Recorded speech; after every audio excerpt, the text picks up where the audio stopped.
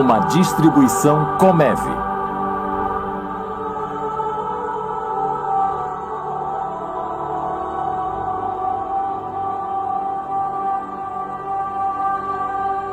Mensagens dos Céus. Versão brasileira Dublamix, Rio. Mas ponde tudo à prova, retende o que é bom. 1 Tessalonicenses 5:21.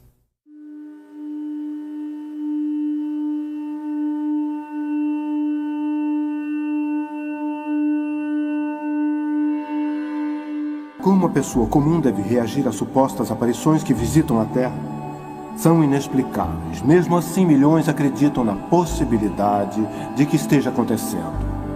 Aparições recentes de Maria foram informadas em quase todas as nações habitadas. Seriam legítimos tais eventos? Deus estaria nos mandando um recado. Qualquer que for a sua resposta, uma coisa é certa. A aparição da Virgem Maria atrai milhões de pessoas de todos os cantos do mundo.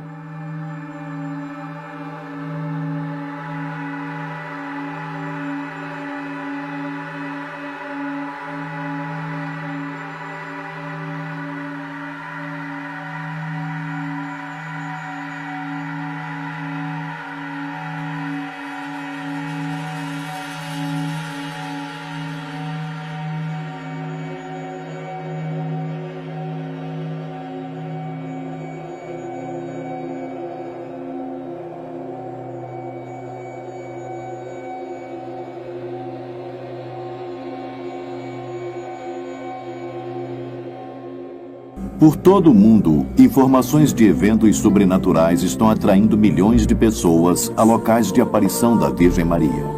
Milhares de videntes de todo tipo de origem descrevem uma bela mulher jovem que brilha com esplendor radiante.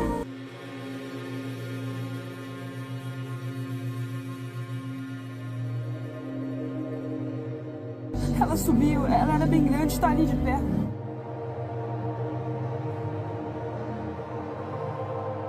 Foi uma visão incrível, paralisante demais. Uma coisa maravilhosa, sabe? Eu fiquei paralisada, eu não sabia o que pensar. Ela era incrível, parecia que tinha vindo de outro mundo. Havia uma luz enorme.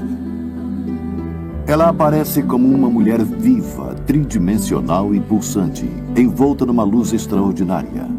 Os que a viram descrevem-na e admitem que a Rainha dos Céus transcende a descrição humana. Milhões acorrem para locais de aparições para encontrar a Sagrada Virgem Maria. Imagine que de 15 a 20 milhões de seguidores de Maria visitam um único santuário em Guadalupe, México, por ano. O santuário é dedicado a Nossa Senhora de Guadalupe, que apareceu em 1531 para Juan Diego. Muitos dos peregrinos afirmam que os milagres continuam a acontecer em Guadalupe hoje pela contínua presença de Maria. Na Bósnia, destruída pela guerra, uma estimativa de 30 milhões de peregrinos visitaram Medjugorje, desde o início de aparições da Virgem Maria em 1981. Além de 6 videntes que regularmente recebem mensagens da Virgem, milhares de peregrinos dizem terem tido sinais e sofrido milagres, curas, e afirmam terem ouvido a voz de Maria em Medjugorje.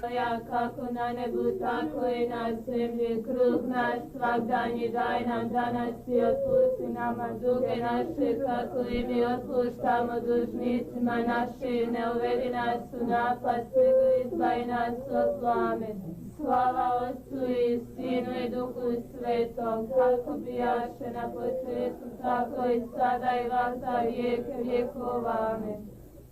Em Conyers, Georgia, Nancy Fowler recebeu mais de 100 mil visitantes em sua fazenda num único dia. Os peregrinos vieram de toda parte, inclusive de longe, para ouvir a mais recente mensagem da Virgem. Peço que me ouçam. Que escutem o que tenho a dizer. E que confiem em mim. Que confiem em mim. Contem para os meus filhos que estão Contem a vivos. seus filhos. Muitos seguidores acreditam que a Mãe Abençoada esteja presente. Atualmente, ela tem aparecido centenas de vezes por todo o mundo. Há muita gente que vê. Nancy é um dos elos. O tempo se esgota e Nossa Senhora disse que vai aparecer em toda a parte. Com certeza está acontecendo alguma coisa. Os que acreditam agora têm prova e precisam convencer os outros. 2 cientistas da Colômbia vieram à fazenda ontem para estudar Fowler e disseram que ela realmente vê alguma coisa quando entra em transe. A atividade cerebral é igual a ter entrado em coma, mas ela fica acordada e reage a tudo. Conyers, na Geórgia, não é o único lugar. Há relatos de aparições em quase todos os estados da América. De Nova York à Califórnia, foram documentadas visitas de uma mulher sobrenatural que se identifica como Maria, mãe de Jesus. Mas o fenômeno não é só na América. Ela aparece em toda parte.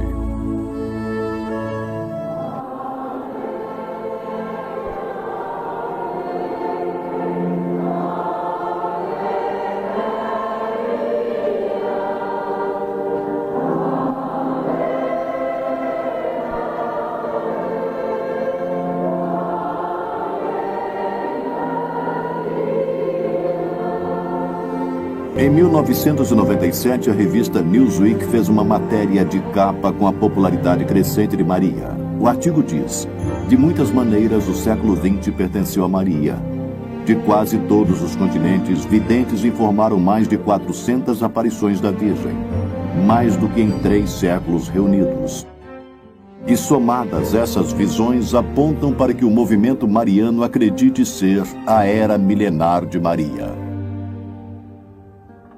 Em Lourdes, na França, a aparição de Maria, que se intitula Imaculada Conceição, atrai 5,5 milhões de peregrinos ao santuário todos os anos. Eles vêm para beber da fonte milagrosa e adorar Maria. Relatos de curas foram documentados. A devoção à Virgem Maria em Lourdes e em todo o mundo é surpreendente. O Santuário Mariano na Polônia, de Nossa Senhora de Jasna Góra, atrai uma estimativa de 5 milhões de peregrinos por ano. Conhecida como a Madonna Negra da Polônia, ela é considerada a rainha da Polônia pelo Papa João Paulo e pelos fiéis.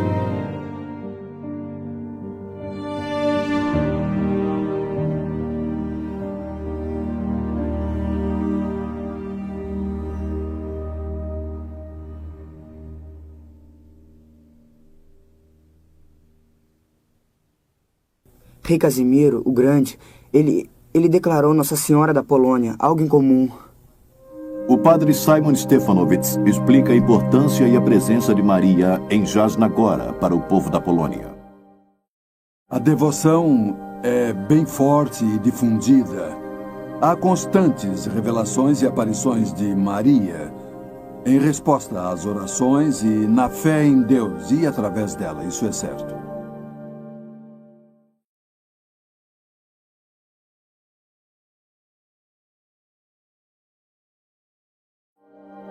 Certamente o movimento mariano possui âmbito internacional. Em Knock, na Irlanda, uma única aparição atraiu milhares para orar e visitar o local de aparição.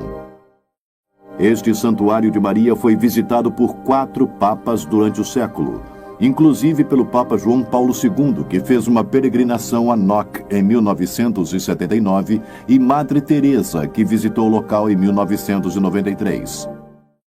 Pesquisadores e especialistas dizem que as aparições ocorrem em todo o mundo. Nos últimos anos, estive em vários países pelo mundo e fiz algumas observações. As aparições de Maria têm ocorrido por quase todas as regiões. Uma das observações que fiz é que quando as aparições acontecem, há fenômenos sobrenaturais associados a elas, inclusive curas, sinais e milagres, como as pessoas os chamam. E não há qualquer dúvida quanto à sua credibilidade e de que estejam acontecendo. Sem dúvida, milhões de pessoas afirmam estar tendo visões de Maria. E eu acho interessante que nos últimos 150 anos a devoção de Maria tenha aumentado através da proclamação da Imaculada Conceição e da Assunção de Maria. E que mais orações estejam sendo dirigidas a ela. Por isso não me surpreendo com a ocorrência de aparições. A devoção de Maria se tornou mundial.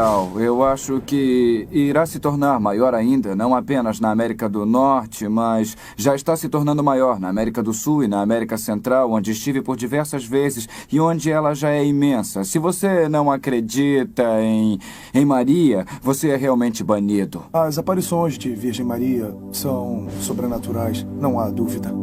Começando por Medjugorje e se espalhando pela Croácia. As pessoas são devotas de Maria porque é um poder sobrenatural. Diferentemente de outras supostas atividades paranormais, as provas indicam que as aparições da Virgem Maria sejam de origem sobrenatural e que suas intenções sejam puras. Suas frequentes mensagens para que oremos, nos voltemos para Deus e trabalhemos para a paz indicam uma disposição benevolente. Não podemos também descartar os bons frutos atribuídos às suas aparições. Muitos indivíduos alegam que se aproximaram mais de Deus depois do encontro com a Virgem. Outros testemunham sinais e milagres como provas de que Deus enviou Maria nesses últimos tempos.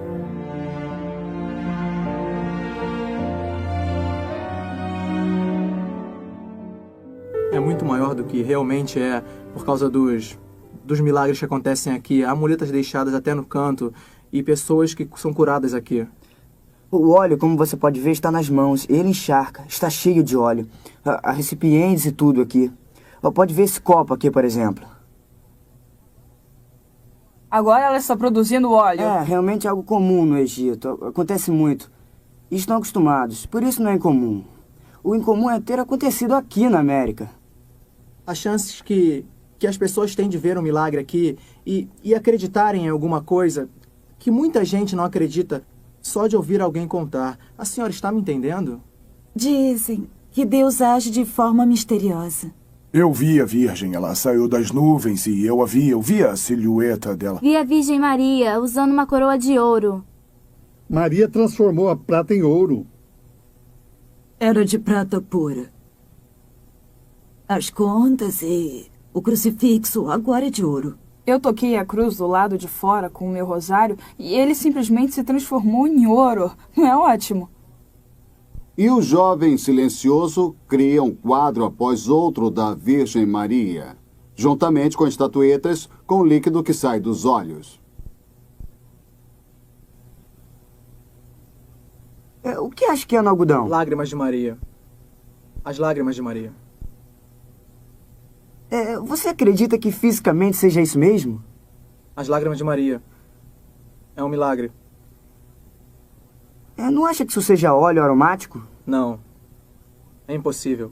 O óleo que surge não pode ser aromático. Veja só. De onde vem? Não vem de outro lugar, vem dos olhos. Vai tirar uma foto de lá de trás, mas você chamou de óleo. É óleo. Eu quis dizer que é o óleo que unge os doentes. Além dos sinais sobrenaturais, numerosas curas genuínas foram registradas. David Parks se curou de um câncer terminal em peregrinação a Medjugorje. Eu fui a Medjugorje espiritualmente falido, com apenas algumas semanas de vida. Eu padeci de uma doença grave durante 12 anos e sofri 10 cirurgias. Ao sair da última delas, me disseram que teria apenas semanas de vida. Aí eu fui encontrar nossa Sagrada Mãe e fui até o local e ela apareceu e recebi cura física e, o mais importante, a cura espiritual. Toda a minha vida se transformou pelas mensagens de Nossa Senhora. Ela pede apenas que rezemos, rezemos, rezemos, rezemos. Todos os sinais apontam para uma atividade monumental no reino sobrenatural. A Bíblia antecipou esses eventos de final dos tempos? Que papel as aparições de Maria teriam nos dias que se seguem? Maria irá criar a paz e a unidade mundial. Ela é a chave para isso. Ela disse que o coração imaculado dela irá triunfar. E acho que será muito em breve. Ela disse que no final, seu coração imaculado irá triunfar e que haverá um tempo de paz.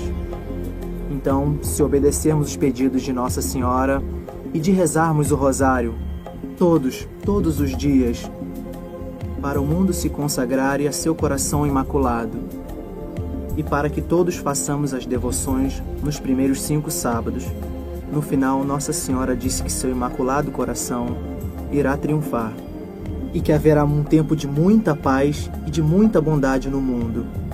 A aparição de Santa Maria está mais frequente atualmente do que era antes. Porque, pelo que vemos através das lentes teológicas, os tempos escatológicos estão se aproximando. O final dos tempos está próximo, o mal está intenso. E, através da história, sempre que houve alguma coisa como essa, Deus entrou em cena, com Maria como comandante, chefiando todas as forças que possui. Está vendo como as pessoas a amam nessa congregação mariana?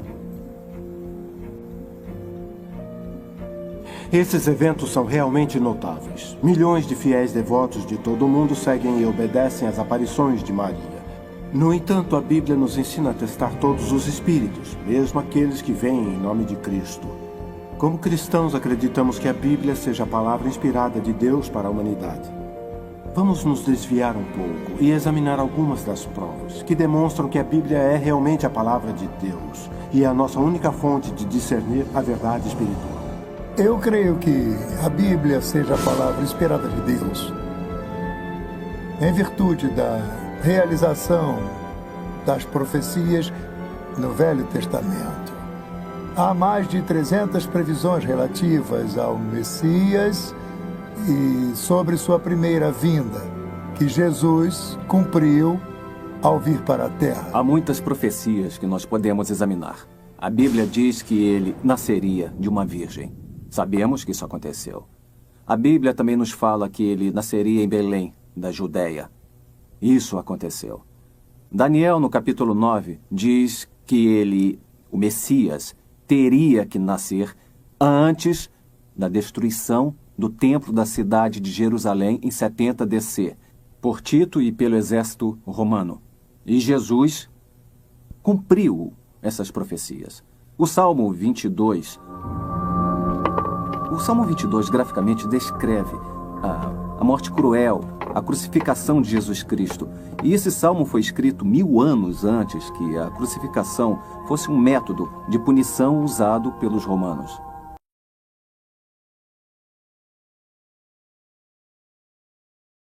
O Velho Testamento está repleto de profecias que antecipam a vinda do Messias. Por exemplo, Isaías 61 profetiza que o Messias iria pregar boas novas aos mansos e liberdade aos cativos. Deuteronômio 18:18 declara que o Messias seria um profeta. Zacarias escreveu essas palavras do Messias: Alegra-te muito, ó filha de Sião. Exulta, ó filha de Jerusalém. Eis que vem a ti o teu rei. Ele é justo e traz a salvação. Ele é humilde e vem montado sobre um jumento. E o profeta Isaías escreveu sobre o Messias: Ele foi ferido por causa das nossas transgressões e esmagado por causa das nossas iniquidades. O castigo que nos traz a paz estava sobre ele, e pelas suas pisaduras fomos sarados. Todos nós andávamos desgarrados como ovelhas, cada um se desviava pelo seu caminho, mas o Senhor fez cair sobre ele a iniquidade de todos nós. Além disso, o Espírito Santo previu a crucificação 1000 anos antes de ter sido criada. Transpassaram-me as mãos e os pés. E Jesus falou por Zacarias: Mas sobre a casa de Davi e sobre os habitantes de Jerusalém derramarei o Espírito de graça e de súplicas, e olharão para aquele a quem transpassaram.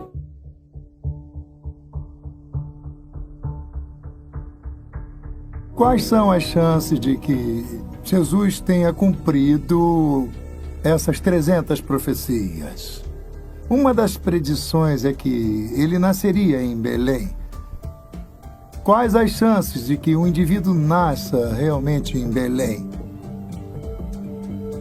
Bem, tomemos a população média da Terra da época da profecia de Miqueias e compare com a população média de Belém. E verá que 1 em 280 mil pessoas nascem em Belém. No momento em que se fala que Belém será seu local de nascimento, elimina-se a grande maioria de pessoas de ser o Messias. Foi dito que ele seria traído por um amigo por 30 peças de prata e que a prata seria jogada no templo da casa do Senhor e que seria usada para comprar um terreno. Jesus cumpriu mais de 300 profecias do Velho Testamento. Eu tenho um simples diploma de graduado em matemática, entendo um pouco de probabilidade e isso não poderia acontecer por acaso. Além do mais, há coisas que também não se pode manipular. Por exemplo, foi profetizado que ele nasceria em Belém. Como é que uma pessoa pode conseguir nascer em Belém? Foi profetizado que ele iria ressuscitar. Como fazer isso se não for realmente Deus? Foi profetizado em Daniel 9, o dia exato em que ele entraria em Jerusalém num jumento. Como alguém conseguiria nascer no momento certo em termos históricos? Como poderia manipular uma multidão de pessoas que se amontoavam no Monte das Oliveiras, próximo a Jerusalém, saudando-o como o Messias?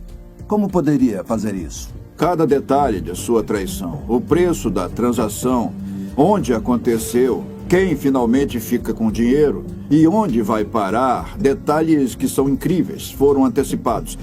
E ninguém pode questionar o fato porque o Velho Testamento foi traduzido para o grego 3 séculos antes de Cristo ter nascido.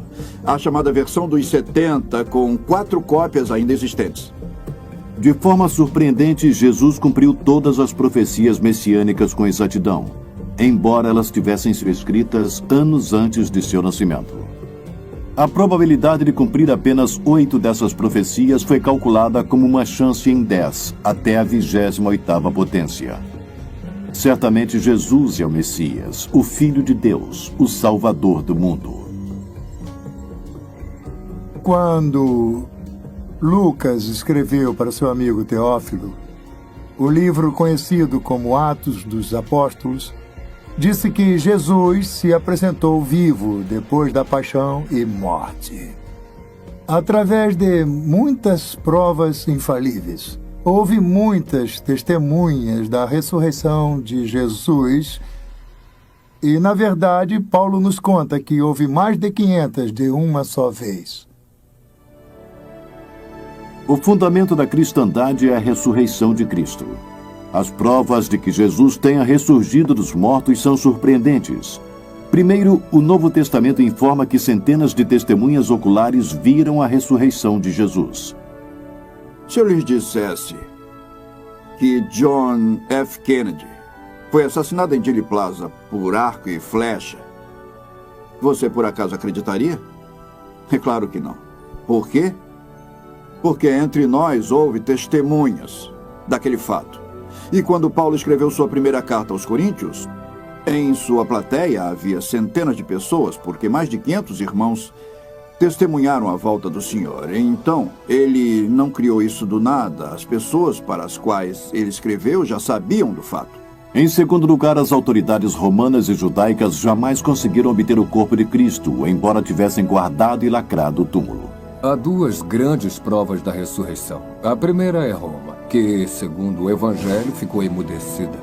Apesar de ser um poder militar forte na Palestina na época, e se os discípulos tivessem roubado um corpo, poderiam ter feito com que a poderosa Roma surgisse com o corpo e não fizeram isso. O que me sugere que a ressurreição foi genuína.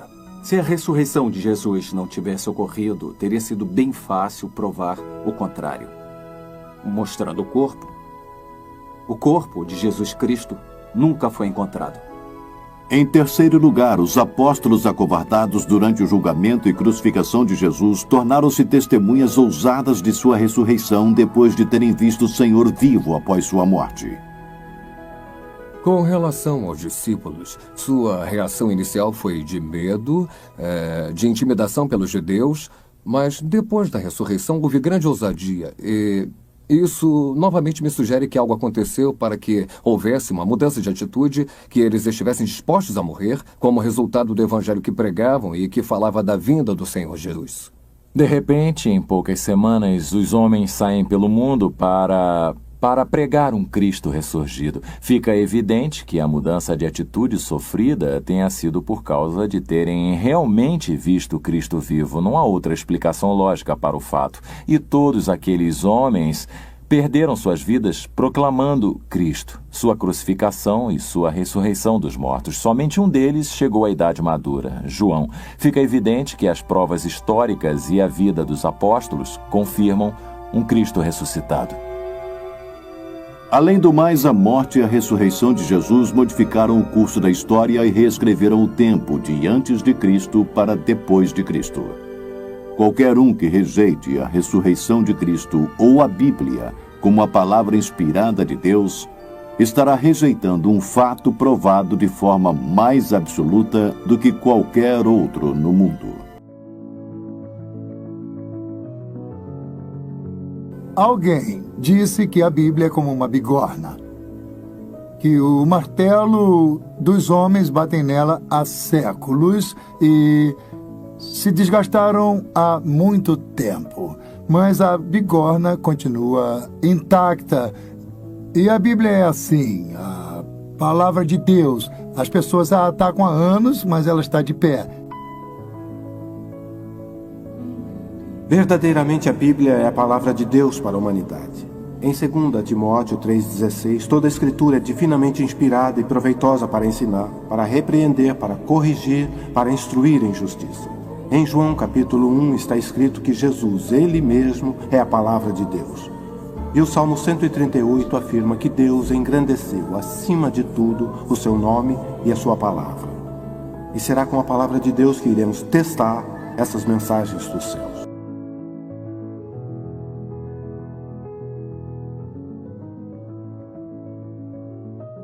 Os familiarizados com a palavra de Deus sabem que as aparições ocorreram durante templos bíblicos. Transes e aparições são bíblicas. Se nós observarmos na Bíblia, há exemplos em Atos 10 que diz que Pedro faz jejum e que também ora e que cai em transe. Nesse transe, um anjo aparece e, como resultado, ele traz o evangelho para os gentios através de Cornélio. E hoje há provas significativas de que as aparições estejam se manifestando. Por exemplo, o vídeo Aparições Marianas do século XX documenta videntes durante encontros com a aparição.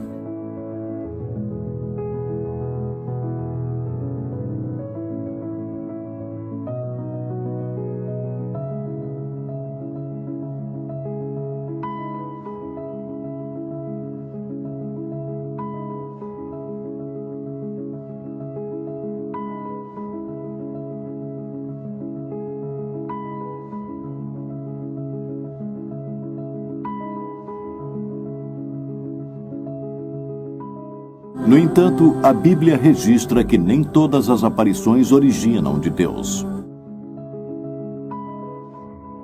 A única forma de testar as experiências relacionadas à Bíblia é fazer isso de forma bíblica.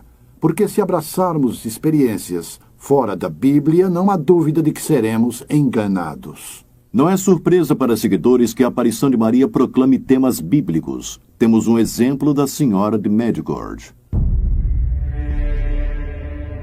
Meus filhos, hoje estou convocando para que orem com o coração. Através desse tempo de graça, quero que cada um de vocês se una a Jesus. Porém, sem uma oração incessante, não poderão sentir a beleza e a grandiosidade da graça que Deus nos está lhes oferecendo. Larry Lewis é dentre um crescente número de indivíduos que se converteu porque acredita que as aparições sejam bíblicas.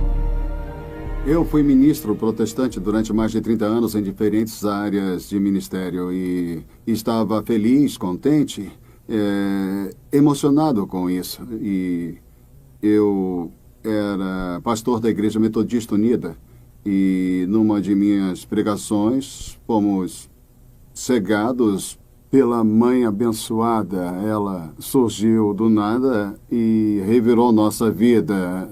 Por exemplo, em Medjugorje, tudo que a Virgem diz está nas Escrituras. Ela afirma o que sabemos ser verdade e, ao fazer isso, nos estimula na medida em que, em momentos de nossas vidas, quando as coisas podem estar difíceis, possamos voltar nossos olhos para Jesus e segui-lo. Stephen Behan, um orador conhecido de conferências marianas, esteve presente em Assembleias de Deus antes de se tornar um religioso. Procuramos certos sinais positivos, conversões, como mudanças de vida. E eu acho que em Medjugorje, quando os bispos perguntaram ao Santo Padre durante a sua visita, ele mencionou conversões por toda parte em Medjugorje. E isso é bom. Ele disse que reza por Medjugorje. Então nós resolvemos examinar o conteúdo. E, por incrível que pareça, tem a mesma estrutura básica que o Evangelho. Arrependimento, jejum, oração pela renovação da igreja, a volta aos sacramentos. Todas essas coisas autenticam o fato de que estejamos lidando com algo real.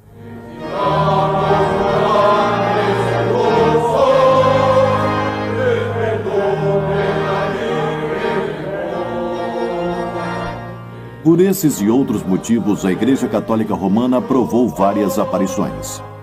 Além disso, o Papa João Paulo foi chamado de o Papa Mariano. Ele acredita que a Virgem de Fátima tenha salvo sua vida e 2 vezes consagrou o mundo inteiro ao Imaculado Coração de Maria, atendendo ao pedido da aparição feita em Fátima. Além disso, o Papa escreveu surpreendentes palavras em seu livro Cruzando o Limiar da Esperança. Depois de minha escolha como Papa, me tornei mais envolvido nos problemas da Igreja Universal e passei a ter a convicção de que no nível universal, se a vitória vier, ela será trazida por Maria. Cristo irá conquistar através dela porque Ele quer que as vitórias da Igreja, tanto presente quanto futuras, estejam ligadas a ela. A devoção mariana do Papa é realmente surpreendente. Eu consideraria o Papa João Paulo II um Papa mariano, porque ele visitou todos os santuários de Maria no mundo nos seus primeiros anos de mandato, e ele os escolheu até Kinnock, na Irlanda, e disse ter alcançado o objetivo de sua peregrinação quando visitou o santuário de Maria. Eu chamaria indubitavelmente o Papa João Paulo de Papa Mariano. Ele é amplamente conhecido em todo o mundo como sendo o Papa Mariano. E mais importante do que as convicções do Papa, dos numerosos milagres ou dos aparentes bons frutos, é o fato de que as aparições tenham, em certas ocasiões, estimulado a leitura da Palavra de Deus. Queridos filhos, hoje eu lhes peço para ler a Bíblia em suas casas todos os dias. Coloquem-na num lugar visível e sempre lembrem de lê-la e de orar.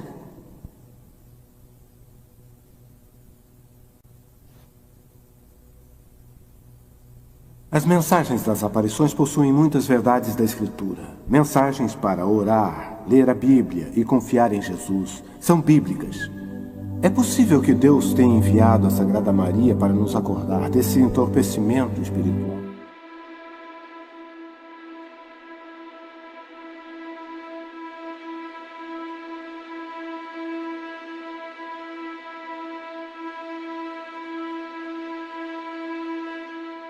Há outras marcas em torno do prédio, mas não formam um padrão como o dela. Eu acho que é a verdade. É um milagre. É a forma de Santa Maria chamar a atenção das pessoas. Apesar das evidências das aparições serem benevolentes, um grupo de cristãos se preocupa que o fenômeno venha a ser um grande engodo. As Escrituras nos advertem claramente que Satanás é um mestre do louro e que ele pode aparecer como um anjo de luz. E sabemos que a palavra de Deus é a luz. Por isso, Satanás pode realmente se manifestar na forma da verdade ou parecer ser a verdade e, apesar disso, nos enganar. Satanás é como um leão que ruge em busca daqueles que pode devorar. Ou, como disse Paulo, ele é o que faz planos para enganar o mundo inteiro. Ele é o Deus desse mundo que cega as mentes dos que não creem para que eles não possam ver a luz do glorioso Evangelho. Ele possui um plano mestre para enganar. Eu acho que devemos testar cada experiência através da palavra de Deus. Acho que está claro que, no caso de Pedro, que teve uma experiência maravilhosa na transfiguração de Cristo e, mesmo assim, em seu próprio apostolado, ele escreveu que temos uma palavra mais certa da profecia e se referia à palavra de Deus. Esse é o padrão pelo qual devemos julgar todas as coisas, sem nossa própria experiência pessoal, porque as experiências são bastante não confiáveis. Para testar criticamente essas manifestações, iremos examinar as mensagens que receberam a aprovação completa da Igreja. Ou aquelas mensagens que levam a insígnia do bispo católico local. E de Medjugorje, embora não formalmente aprovada, foi abertamente aceita por vários bispos, cardeais e pelo próprio Papa. As mensagens que se seguem representam mensagens comuns da aparição de Maria. Queridos filhos, hoje eu os convido a se perguntarem por que estou há tanto tempo com vocês. Eu sou a mediadora entre vocês e Deus. Não se deixem tomar pelo medo ou pelo esmorecimento. Tenham grande confiança na força da intercessão e na mediação de sua Mãe Celestial. Muitas aparições transmitem a mensagem de que Maria é a intercessora ou mediadora para a humanidade. Isso contraria a Escritura, porque no livro de Hebreus, capítulo 7, versículo 25, a Bíblia diz que Jesus Cristo vive para interceder pelos santos.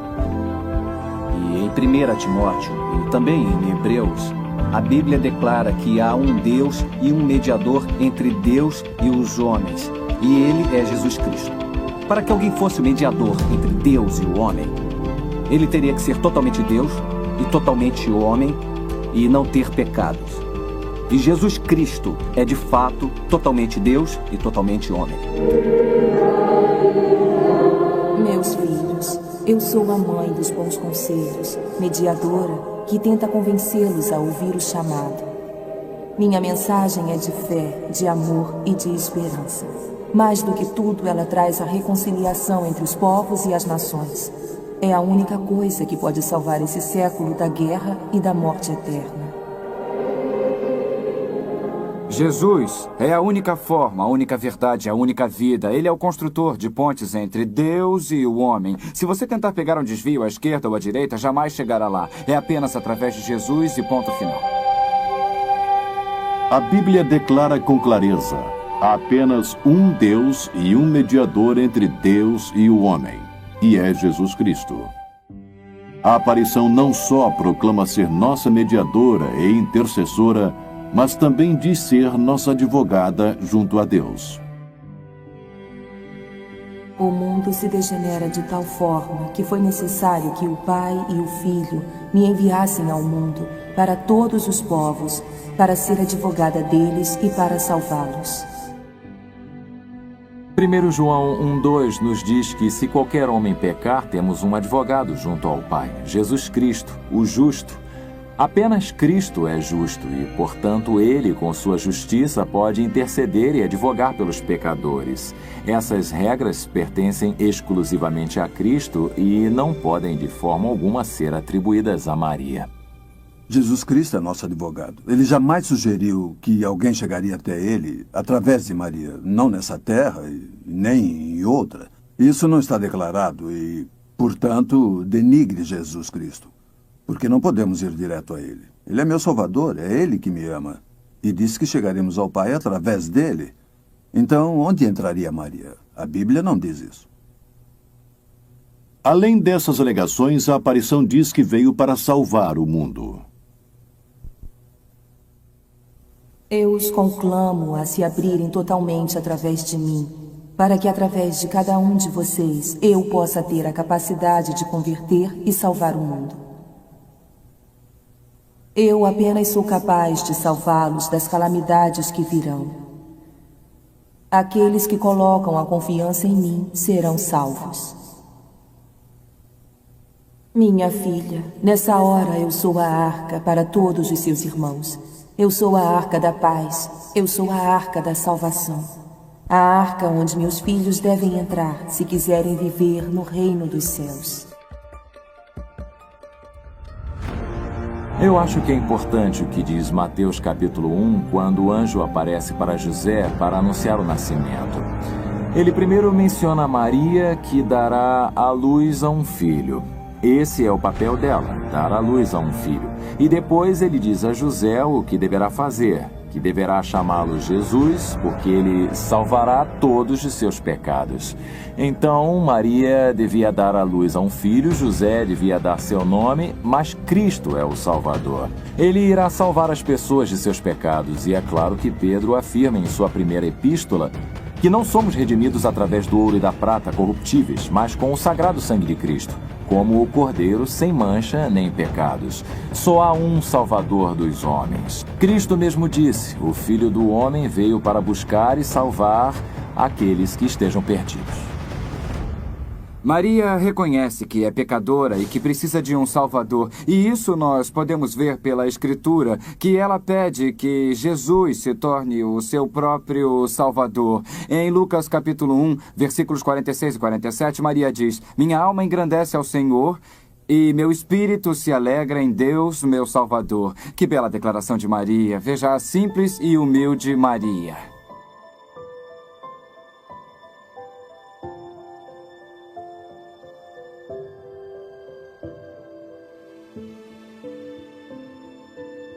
O apóstolo Pedro proclamou que Jesus é a pedra angular, e em nenhum outro há salvação, porque debaixo do céu nenhum outro nome há dado entre os homens em que devamos ser salvos.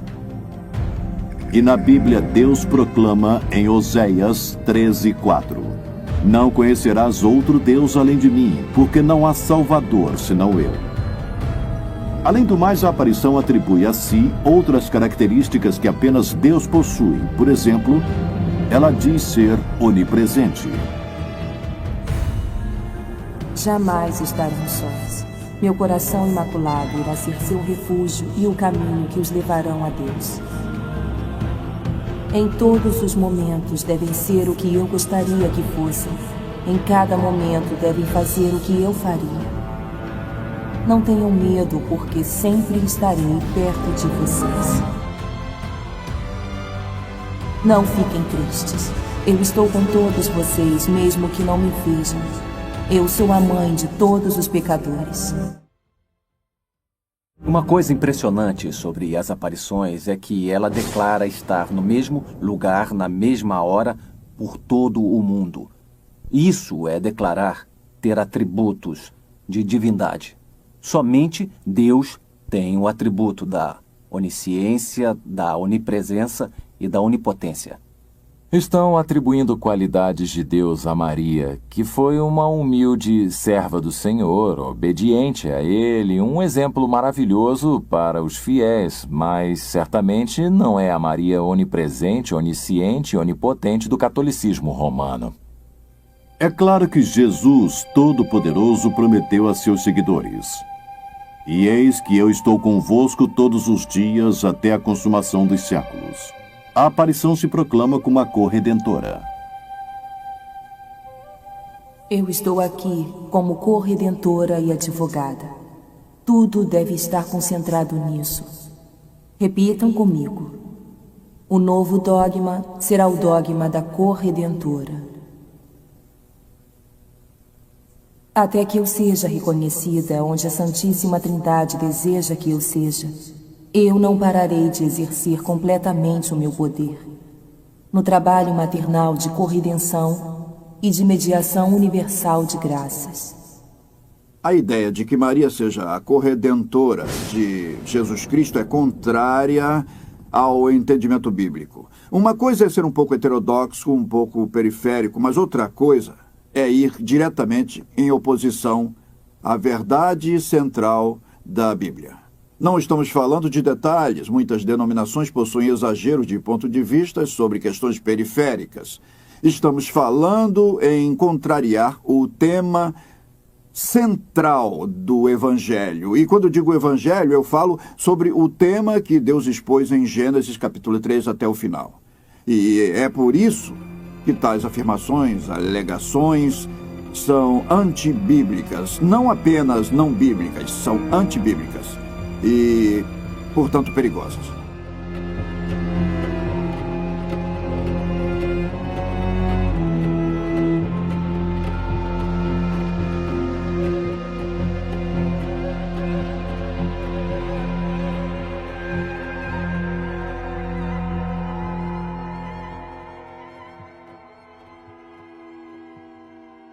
Em Apocalipse lemos sobre Jesus. Digno és de tomar o livro e de abrir os seus selos, porque foste morto, e com o teu sangue compraste para Deus homens de toda tribo e língua e povo e nação. E através da Bíblia Deus reitera que apenas Ele seja o Redentor. Quanto ao nosso Redentor, o Senhor dos Exércitos é o seu nome, o Santo de Israel. Além dessas asserções bíblicas, a aparição de Maria alega sofrer e até mesmo expiar os pecados.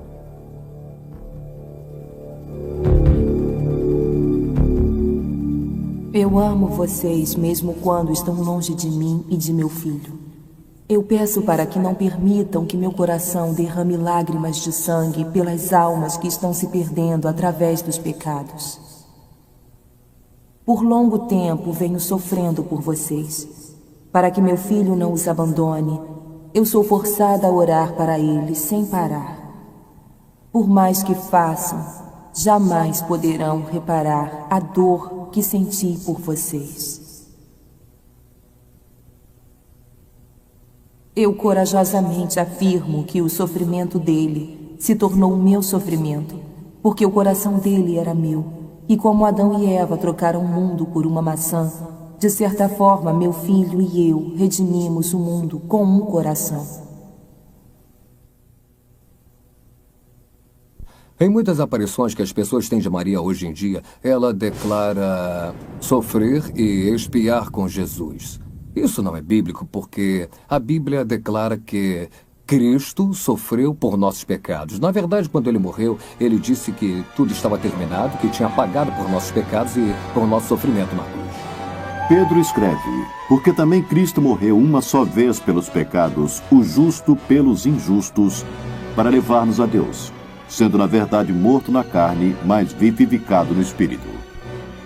E o livro de Hebreus também declara, mas Jesus, havendo oferecido um único sacrifício pelos pecados, assentou-se para sempre à direita de Deus. Pois com uma só oferta tem aperfeiçoado para sempre os que estão sendo santificados. Ora, onde há remissão destes, não há mais oferta pelo pecado. Eu frequentemente ouvi prelados e pessoas ligadas à Igreja Católica ensinarem que Maria sofria pelos pecados, dizendo que eles não entendem o que significa sofrer pelos pecados. Sofrer pelos pecados significa sofrer de forma vicária, como substituto, e significa aceitar a punição infligida por Deus. A palavra de Deus deixa isso claro em Isaías 53. Mas ele foi ferido por causa das nossas transgressões e esmagado por causa das nossas iniquidades. O castigo que nos traz a paz estava sobre ele, e isso profeticamente se refere a Cristo. O último versículo de Romanos 4 diz que Cristo foi entregue por causa das nossas transgressões. Pedro diz que Jesus é o Cristo e que, portanto, suportou nossos pecados. E sofrer pelos pecados envolve a morte, porque o preço dele é a morte. Portanto, Maria não sofreu absolutamente por nós. Essa comparação poderia prosseguir indefinidamente, como a aparição atribui a Maria praticamente cada atributo encontrado apenas em Cristo. Por exemplo, a Bíblia diz que todos pecaram, com exceção de Jesus. E a aparição declara não ter pecados. Jesus é o novo Adão, a aparição declara ser a nova Eva. Jesus ascendeu fisicamente, embora a aparição diga que Maria foi fisicamente assumida. Jesus sozinho destruiu as obras de Satanás, e a aparição diz que Maria irá esmagar a serpente. A Bíblia diz que Jesus é a estrela da manhã, enquanto a aparição se refere a Maria como a estrela da manhã. Apesar das declarações da aparição, Deus zela por sua glória. Eu sou o Senhor, este é o meu nome. A minha glória, pois, a outrem não a darei, nem o meu louvor às imagens esculpidas.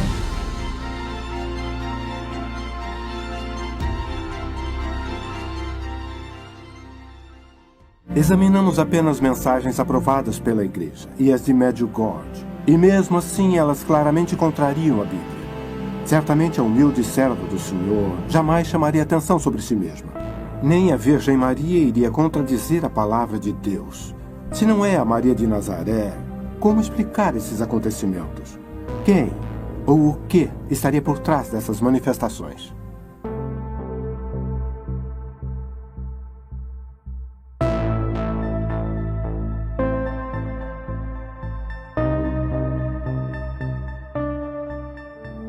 Esta aqui tem a mãe abençoada. Como podem ver, é a mãe abençoada. Aqui, ó. Nós vimos o milagre do sol, vimos o sol girando e ficamos muito emocionadas. Eu vi a cruz bem no sol e depois eu vi o halo no meio do sol e depois eu vi um outro círculo. Algumas das mensagens das aparições são vergonhosamente não bíblicas. Eu sou quem está ligada à Santíssima Trindade. Eu sou a Virgem da Revelação.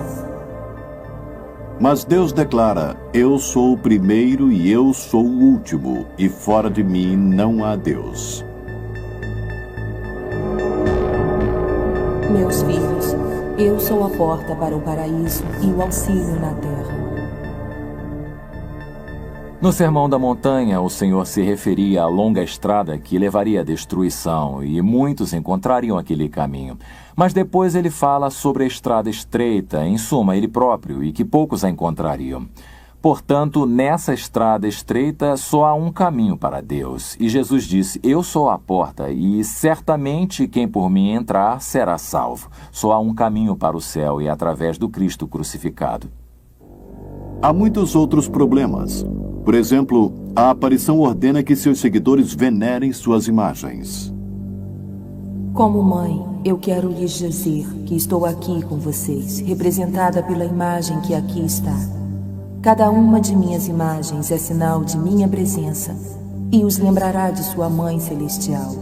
Portanto, devem ser honradas e colocadas em local de grande veneração. Devem olhar com amor para cada imagem de sua Mãe Celestial. Isso contrasta com a ordem do Senhor fornecida no Deuteronômio. Guardai, pois, com diligência as vossas almas, porque não vistes forma alguma no dia em que o Senhor vosso Deus, em Horebe, falou convosco no meio do fogo. Para que não vos corrompais, fazendo para vós alguma imagem esculpida na forma de qualquer figura, semelhança de homem ou de mulher. A aparição também pediu que fossem construídos santuários para sua homenagem em todo o mundo. Eu ardentemente desejo um templo construído para mim aqui, onde eu possa aparecer e demonstrar todo o meu amor, compaixão, auxílio e proteção. Eu sou sua mãe misericordiosa.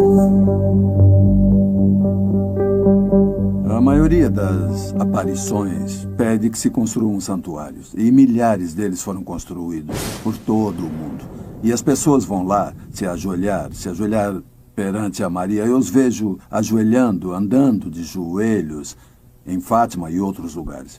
E eles fazem isso por penitência, tentando obter a graça de Maria. Não é preciso fazer isso. Além do mais, não precisamos dos favores de Maria. Precisamos da redenção de Cristo, de sua graça e misericórdia. Eles nos vêm de graça, não por obras, senão não seriam graças. Portanto, não se pode obtê-las. E jamais, na Bíblia, ninguém se prostrou diante de Maria, mesmo quando ela estava dando à luz a Jesus Cristo. Quando diz que eles o adoraram, eles não se curvaram diante de Maria ou de José. Quando as aparições apontam para Maria e pedem que as pessoas lhe façam grande reverência, que a honrem com santuários e outras coisas, isso vai de encontro à Escritura, pois Jesus nos disse que o Espírito Santo nos levaria a adorar Jesus e apenas a Ele. As aparições que ainda hoje existem não são de Maria da Bíblia, porque as aparições chamam a atenção sobre si mesmo. E a Maria da Bíblia apontava para Jesus Cristo.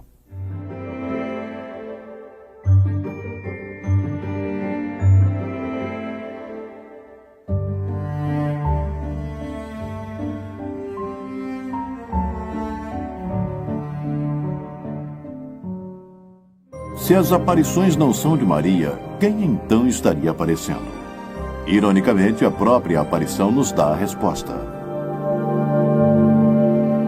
Eu sou Maria. a rainha dos céus e dos anjos. Ela é sem dúvida a rainha dos céus, ela é a mãe de Deus. É a nossa mãe. Não há outra mulher nesse mundo que possa se comparar à nossa mãe abençoada. Frequentemente surgem dizendo ser a rainha dos céus. É interessante à luz da Escritura, porque no Velho Testamento, Jeremias fala sobre a rainha dos céus como uma abominação diante de Deus. Repetidamente no livro de Jeremias, Deus identifica a rainha dos céus como uma deusa pagã e reprime seu povo de segui-la. Meu povo apanha lenha, os pais acendem o fogo e as mulheres amassam a farinha para fazerem bolos à rainha do céu e oferecem libações a outros deuses a fim de me provocarem a ira. Portanto, assim diz o Senhor Deus, eis que a minha ira e o meu furor se derramarão sobre este lugar. Jeremias 7, 18, 20. Sempre que eu ouço o título Rainha dos Céus, lembro da profecia do livro de Jeremias, quando Deus, Jeová, proíbe as pessoas de oferecerem sacrifícios à Rainha dos Céus e que isso era contra a sua vontade e que ele fica irado porque ele é um ciumento. Um Deus zeloso e que não dá a sua glória para ninguém. A única referência à Rainha dos Céus na Bíblia é de uma divindade mulher que foi condenada por Deus nos capítulos 7 e 44 de Jeremias, no Velho Testamento. E acho que esse título ser dado a Maria da Bíblia é extremamente ofensivo.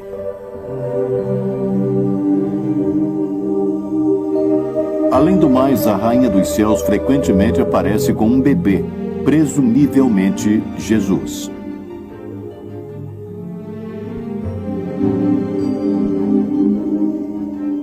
Queridos filhos, estou com meu filho nos braços. Eu quero lhe pedir que seja luz para todos nos anos que virão. Quero lhe invocar novamente para viver minhas mensagens. Às vezes, nessas aparições, Maria surge segurando um bebê, Jesus vivo. E, novamente, eu diria que isso é uma artimanha do inimigo. Porque Jesus, como sabemos, foi crucificado como homem e não irá voltar então como um bebê. A Bíblia diz claramente que ele irá voltar como homem para salvar este mundo. Novamente, isso evidencia as pessoas que buscam a verdade, que essas visões ou aparições não são de Deus. Pedro escreve, pela ressurreição de Jesus Cristo, que está à destra de Deus, tendo subido ao céu, havendo-se-lhe sujeitado os anjos e as autoridades e a potestades. Se Jesus está em seu corpo glorificado, reinando nos céus, então a rainha dos céus deve estar apresentando um falso Cristo.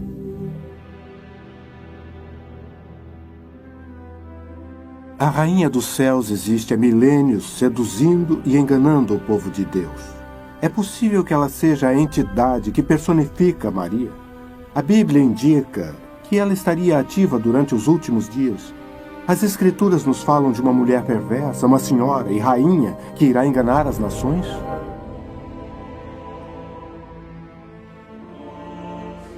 No livro do Apocalipse, há o relato de uma rainha que irá influenciar o mundo. Vem, mostrar-te-ei a condenação da grande prostituta que está assentada sobre muitas águas. As águas que viste, onde se assenta a prostituta, são povos, multidões, nações e línguas. Sai dela, povo meu, para que não sejas participante dos 7 pecados. Pois que ela diz em seu coração, estou assentada como rainha. No livro do Apocalipse, o último livro da Bíblia, João revela parte de sua visão, que nos últimos dias haverá uma mulher malvada que fará parte de um logro que enganará todo o mundo. E há referência de que a mulher seja uma rainha.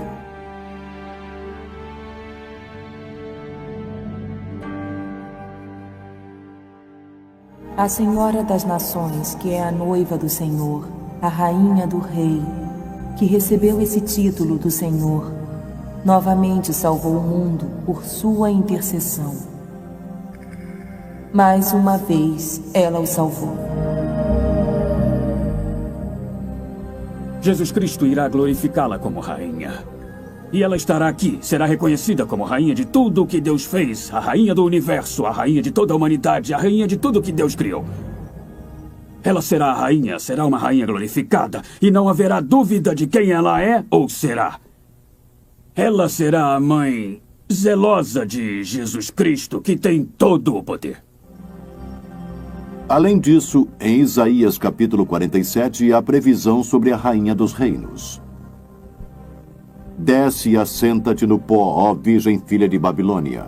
Assenta-te no chão sem trono, porque não serás chamada mais a senhora de reinos. Mas ambas estas coisas virão sobre ti num momento, no mesmo dia, perda de filhos e viuvez. Em toda a sua plenitude virão sobre ti, apesar da multidão das tuas feitiçarias.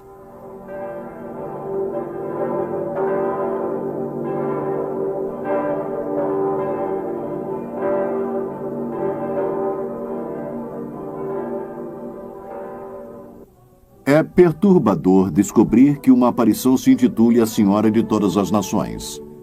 No Dia Internacional de Oração para a Mãe e Rainha de Todas as Nações, em 1997, em Amsterdã, milhares de pessoas se reuniram para homenagear e difundir as mensagens de Nossa Senhora de Todas as Nações.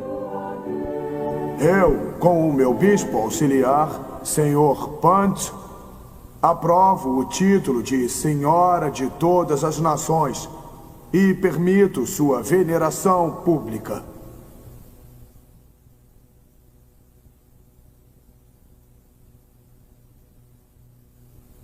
Maria prometeu em Fátima que seu coração imaculado iria triunfar. Esse triunfo não será obtido com armas nucleares, mas através do simples coração daqueles que sofrem e são perseguidos.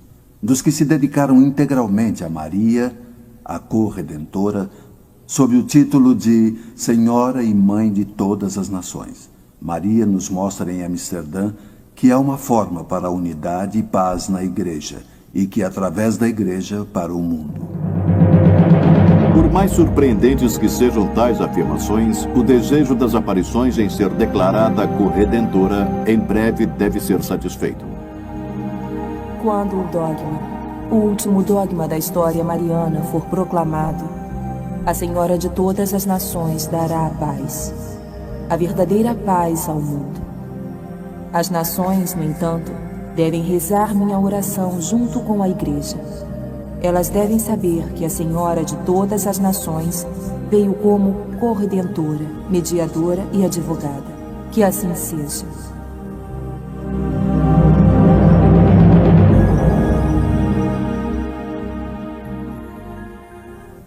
Eu estou convencido de que através da Senhora e Mãe de Todas as Nações seremos levados ao mais profundo dos mistérios, a tarefa de corredenção de Maria. Ela é verdadeiramente a corredentora. Há uma aparição hoje em Amsterdã que diz que não é mais Maria, mas a Senhora de Todas as Nações.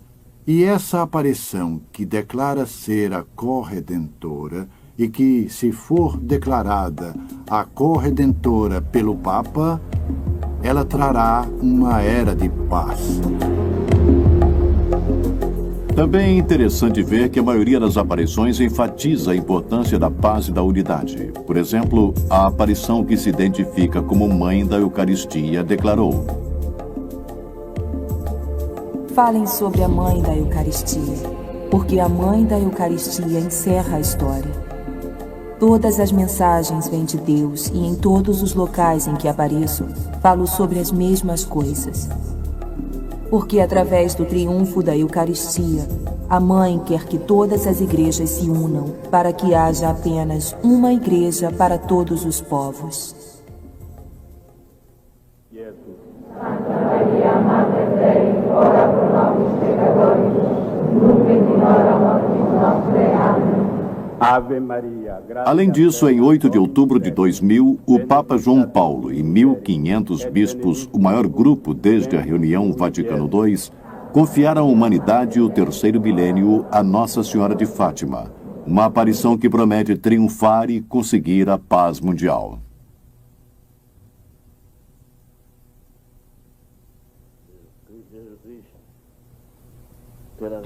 Senhor Deus, o Senhor nos deu a Mãe das Rainhas como rainha. Através da intercessão dela, nos conceda a graça de viver eternamente com ela e com seu filho.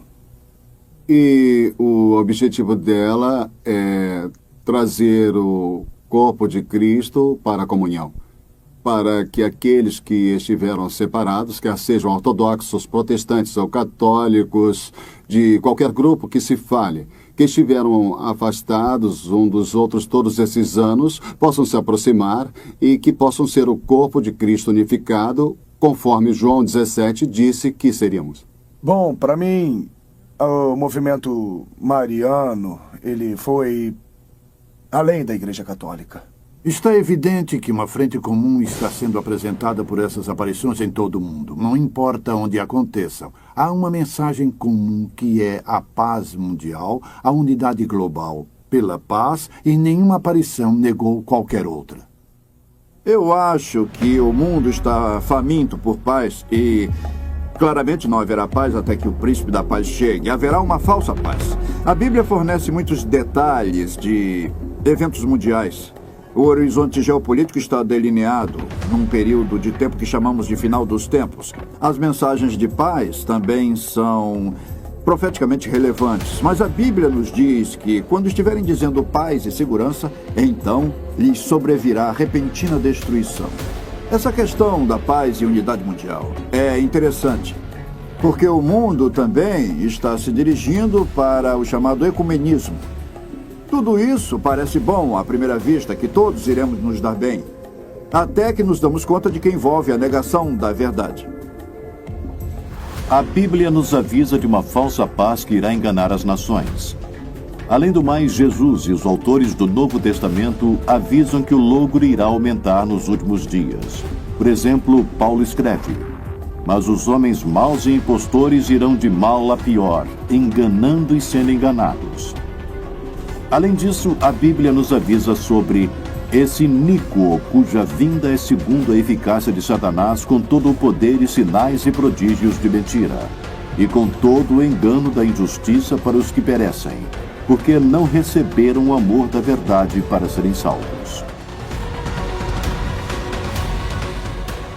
Através do Novo Testamento, vemos diferentes escritores e o próprio Jesus nos avisando sobre o logro dos últimos dias.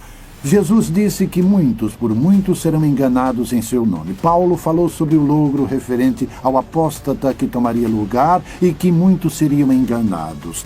Acreditando na mentira, Pedro escreve sobre o engano, dizendo que devemos ter cuidado com o logro que virá. E acreditem, ele parece estar acontecendo em toda parte.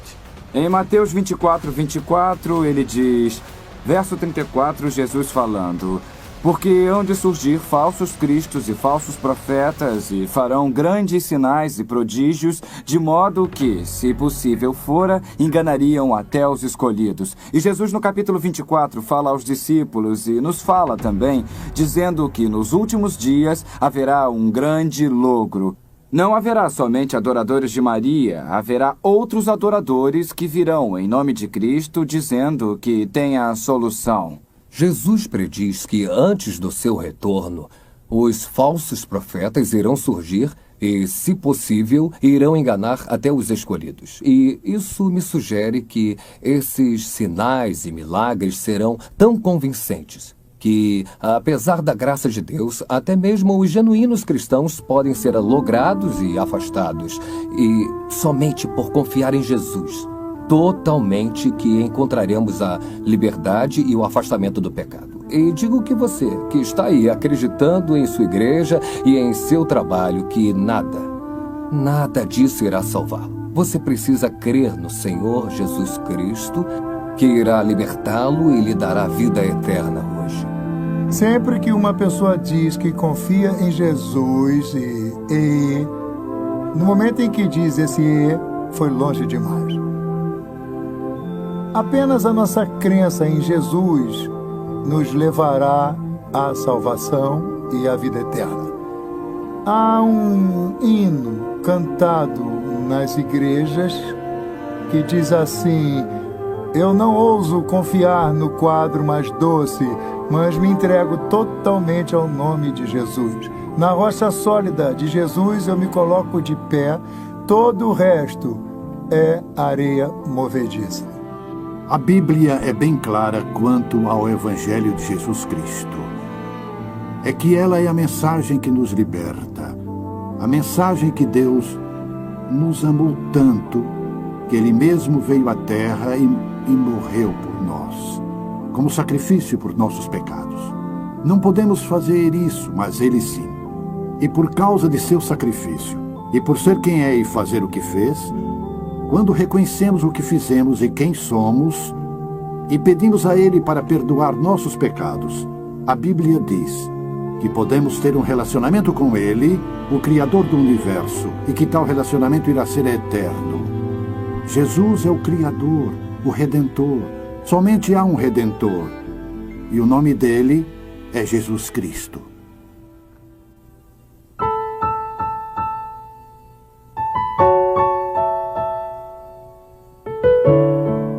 Pode escolher seguir Jesus e a Ele apenas, ou arriscar-se a seguir um espírito enganador.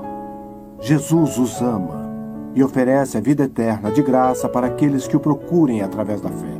No entanto, o Senhor não irá forçar você a segui-lo. A escolha é sua. Nossa oração é para que você teste os fatos com a palavra de Deus e confie no Jesus da Bíblia. O caminho dele é a verdade e o único caminho para a vida eterna. Meu nome é Patrick Powell e que o Senhor o guie e abençoe através de sua graça.